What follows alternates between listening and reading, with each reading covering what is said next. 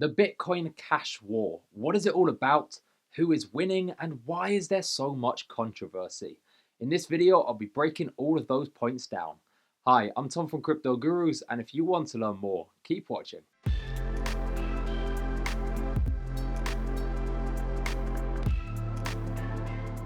First up, the disclaimer. Nothing in this video is financial advice. Please pause the video now and read the disclaimer in full. Let's jump into the content with topic number one, which is simply, what is the war all about?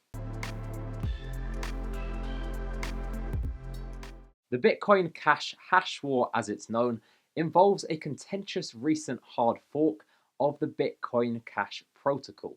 There are two sides to the debate. There is Roger Ver, who is backing Bitcoin Cash ABC, and Craig Wright, who is backing Bitcoin Cash Satoshi's vision. If you look at the image to my side, you can also see where some other big names in the space fall on this debate. The debate boils down to block size. Bitcoin Cash currently has 32 megabyte blocks. Bitcoin Cash ABC wants to continue with this, whereas Bitcoin Cash SV wants to increase the block size by a factor of 4 up to 128 megabytes. Probably wondering at this point, what does block size mean and why does it matter? I'll explain that now. Raising block size has two main effects. Number one, it increases the transactions per second, but number two, it also increases the level of centralization. Let's dig into those 2 points. First up with the transactions per second. How exactly is it going to increase the speed of the blockchain? Let's run through a quick example to explain that. And in our example, we're going to imagine that each transaction is exactly the same size at 1000 bytes. Remember, there are a million bytes within a megabyte, so if we divide a million by 1000, that effectively means we can fit 1000 transactions in per 1 megabyte block. But what if we raise the block size to 2 megabytes? Now we can fit in 2000 transactions per block, and thus we've effectively doubled the transaction speed. Increase that to 4 megabytes and you've quadrupled the transaction speed, and you can continue increasing as such. So with Bitcoin Cash SV, they want to increase the block size by a factor of 4, which effectively means they would be 4 times faster than Bitcoin Cash ABC. But by raising the block size, you also increase a level of centralization, which is why many people prefer layer 2 scaling solutions, such as Lightning Network, over raising the block size. But how exactly does this lead to a higher degree of centralization? I'm going to take a quote from Andreas Antonopoulos here, as I think it applies very well. He says, if my block takes 11 minutes to validate, then I'm off the blockchain, which means fewer people can validate independently, which means the system becomes centralized, with which one of these increases. Fewer people can participate in the validation process, fewer people can participate in storing the data, and fewer people can participate in being independent actors. We go from a system that is decentralized to a system that gradually gets more and more centralized. From my understanding, I believe there are two elements to this. Number one, larger blocks propagate across the network more slowly, which leads to latency issues, thus affecting miners. And number two, larger blocks means greater storage requirements for nodes, which effectively means less and less people being able to store the entire blockchain. With fewer nodes, you have fewer people checking on the network, and thus you have more of a centralized system than the decentralized alternative. Who is winning the war? Nobody. The short answer is that, because both of these projects are currently being mined at a loss. According to BitMEX, Bitcoin ABC is currently running up losses of $440,000 per day just to continue mining blocks, while Bitcoin Cash SV is losing $278,000 per day. So both are mining at huge losses just to continue running their chain. On top of that, there is the opportunity cost, as both of these could be making profits right now by simply mining Bitcoin. So not only are they making a loss, they're also missing out on the opportunity they have in front of them. But let's assume that we really want to pick a winner here, and in order to do so, let's look at a few metrics. First up, price. Bitcoin Cash ABC is trading hands at $240 a coin, while Bitcoin Cash SV is down at $90. So in terms of the market, ABC is clearly beating SV. What about hash power?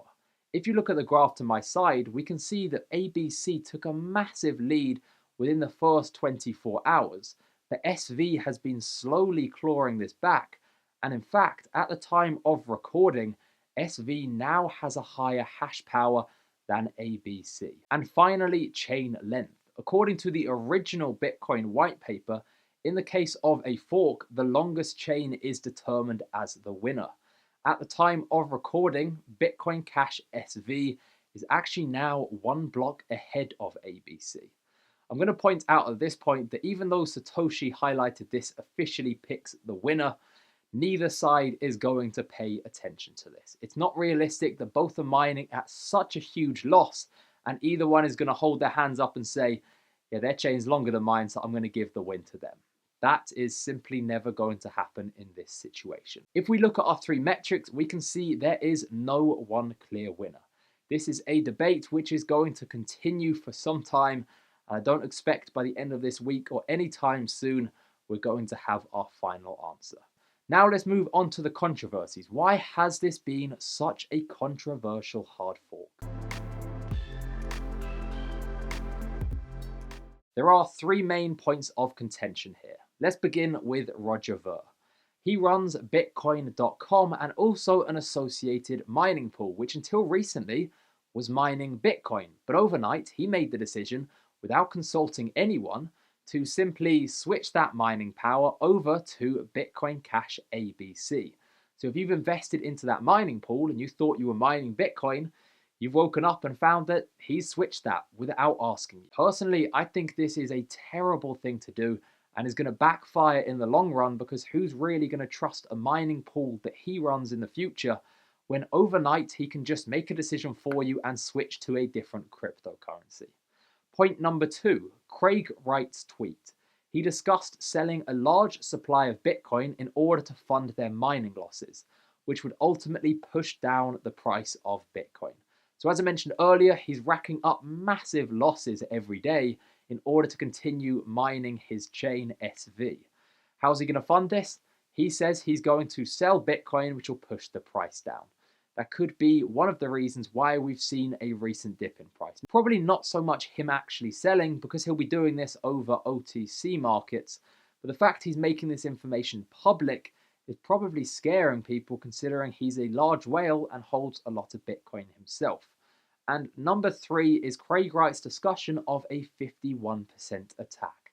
In the lead up to the fork, he claimed that they had a higher hash power than ABC, and as a result would be able to carry out a 51% attack on their chain. The resulting impact would have effectively destroyed the ABC chain, and hence you can see why it is such a contentious thing to come out and say. The simple conclusion is that neither of these groups are going to win. If you add the value of ABC and SV, it is currently well below the previous value of Bitcoin Cash. That's an interesting point, considering when there was the original Bitcoin Cash hard fork, we saw that Bitcoin plus Bitcoin Cash added up to a greater value than before the fork. So we're currently seeing the exact opposite happening. Personally, I'm very happy to see this. These two projects are destroying themselves and each other while leaving Bitcoin alone. So these two both claiming they are the original Bitcoin is a claim which is becoming less and less over time. Personally, I've never bought it in the first place, but anyone who did is probably going to be looking at Bitcoin now and thinking, that probably is the original. Ultimately, even if there is a winner in this scenario, we're probably going to see history repeat itself again and again. For example, SV has a maximum block size of 128 megabytes. That means they can process transactions 128 times the size of Bitcoin. That's great. If we go back 10 months, that would have handled the transactions per second. But if we want to achieve global adoption, that probably won't be enough. So there's probably going to be another hard fork which wants to raise to 256 megabytes.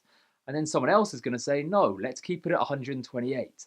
And we're going to have the same problems repeat and repeat and repeat.